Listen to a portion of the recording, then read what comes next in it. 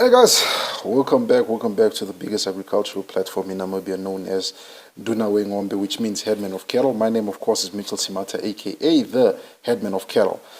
Today I want to speak about another French cattle breed, that has really cut out a niche market for itself in the meat industry, and also another breed that is sought after by the feedlots, which is the French Charolais. Pictures contrast of the livestock catalog. That's a Charolais bull, Charolais cows and calves. So let's get into it. As you guys know, I'm never writing solo. I always got my trusted notebook, my right-hand man with me. So let's get into the history. The Charolais, one of the oldest of several French cattle breeds, is thought to have originated in the Jura Mountains of eastern France. From there, the breed made its way to the old province of Charolais, its namesake, from where it became well known for its excellent meat quality at the market of Lyon and Villafranche around the 16th to 17th century.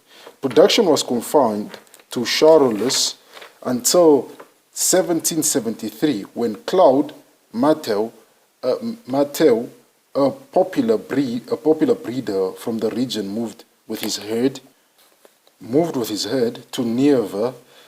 The cattle did so well in Nièvre that there was a time that they were better known as the Nièvrenais cattle. By their original name, Charolais. The breed grew in popularity, and by 1907 there were over 1 million Charolais cattle registered across France. The breed was initially also used as a draft animal because of their strong masculinity and constitution. A bigger focus was placed on functional meat qualities as of the 1920s. The main aim from then on was to produce fast-growing, fertile cattle with excellent meat quality, without this having a negative impact on the resilient temperament and the breed's ability to adapt to different climatic conditions. Production in South Africa. South Africa imported its first Charolais cattle, three cows and 1 bull, in 1955. Thereafter, the breed grew slowly, with small numbers of cattle being imported from time to time until the year 1964, when 1,605 cows and about 259 bulls were imported. From then on, there was a shift towards semen imports. The South African Charolais Cattle Breeder Society was established on the 25th of March 1966. Attributes. The Charolais has gone through a metamorphosis in South Africa, without this having a negative impact on the breed's popular traits. The prepotency, the breed's ability to transmit its characteristics to its offspring, is partly strong for the Charolais because it has been purebred for more than 370 years. One color alone is known that the second generation animal will already be white.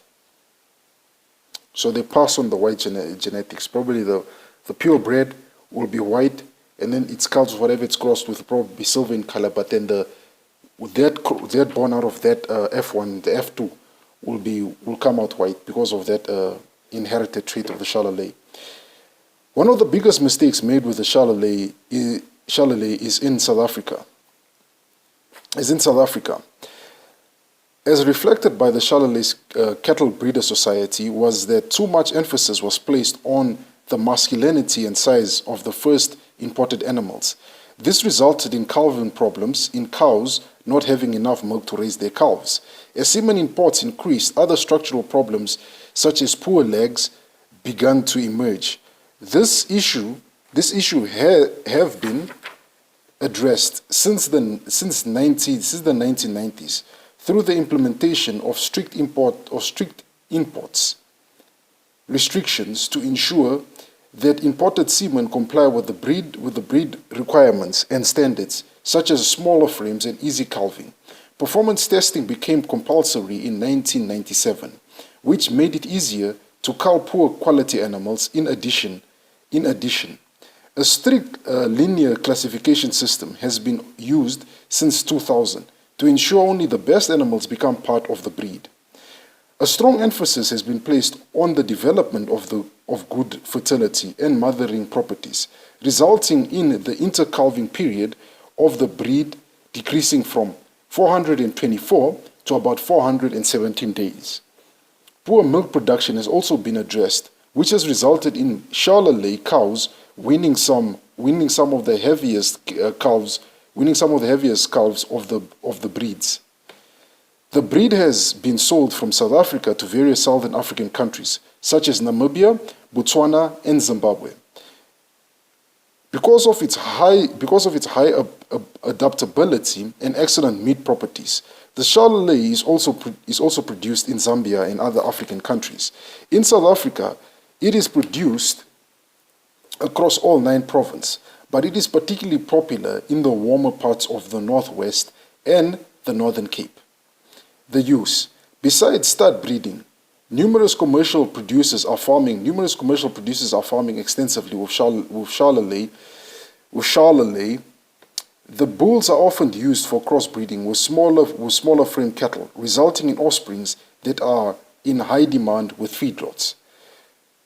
Genomic testing has revealed that the cattle are a small concentrated group completely different from any other breed, which resulted in excellent hybrid vigor during crossbreeding.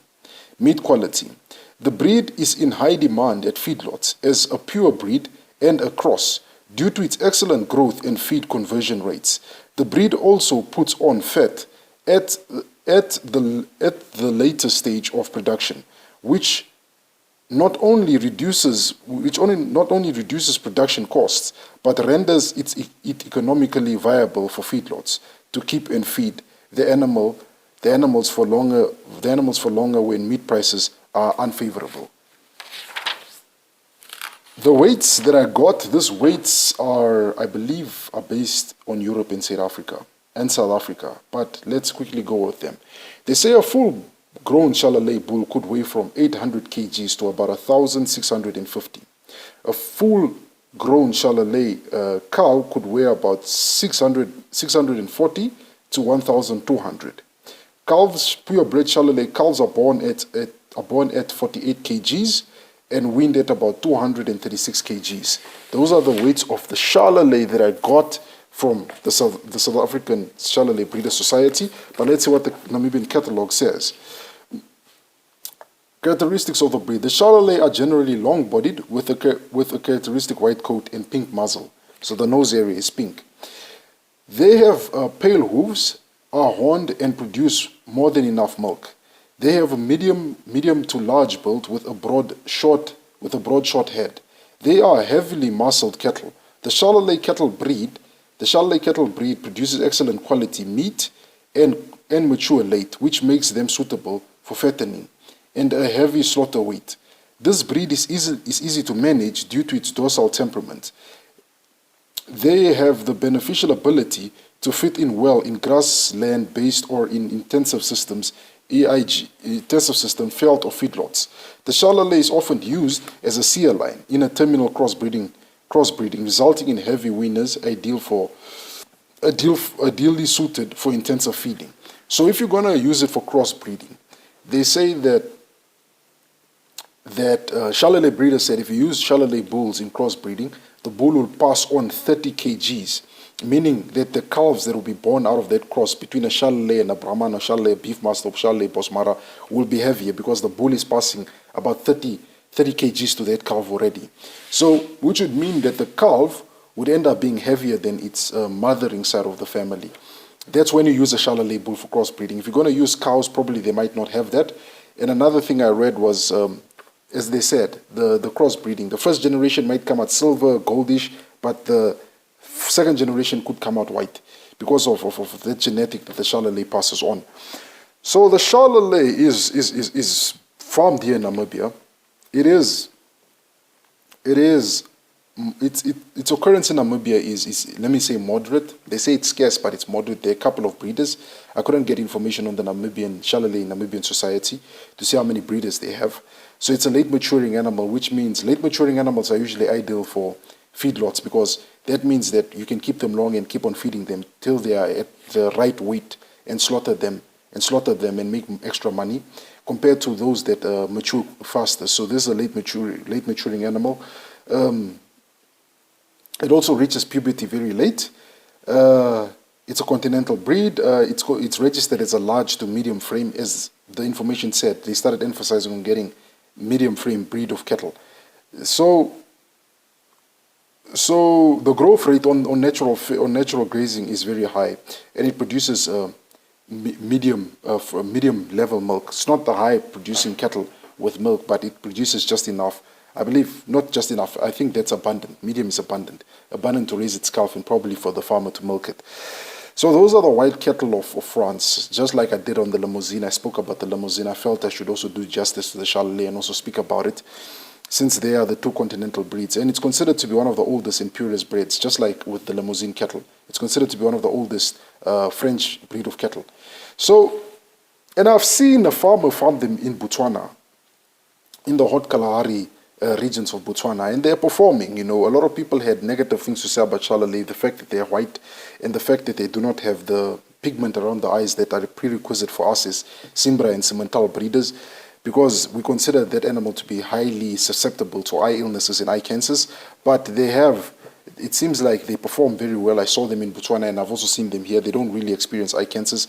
The white, as we all know, going back to normal science, we know white, a lighter skin or a lighter tone, a lighter color tone reflects heat. White reflects heat while black colors absorb heat. So I don't think they'll have a problem with the hotter areas. And I believe the fact that they are produced or were developed in France, they will not have a problem also being farmed in the colder areas. So they perform quite well. The only thing, if you're going to farm Charolais, particularly here in Africa, I've seen now also within Namibia, the one gentleman who farms them, Silver Sand Charolais, he tends to always try to select smooth-coated bulls rather than selecting the hairy bulls. As I mentioned with the Hereford, hairy animals, very susceptible to ticks. Smooth-coat animals, easier to see the tick development on it and easier to control the ticks. So those are my 2 cents on Charolais cattle. As I mentioned, the information is contrast of the South African Charolais Breeders Society and also the livestock catalog of Namibia. With that said, guys, I just want to say, do me 2 favors. If you like the information that I put out in this video, give me a huge thumbs up and turn on that and hit that subscription button and turn on that bell notification.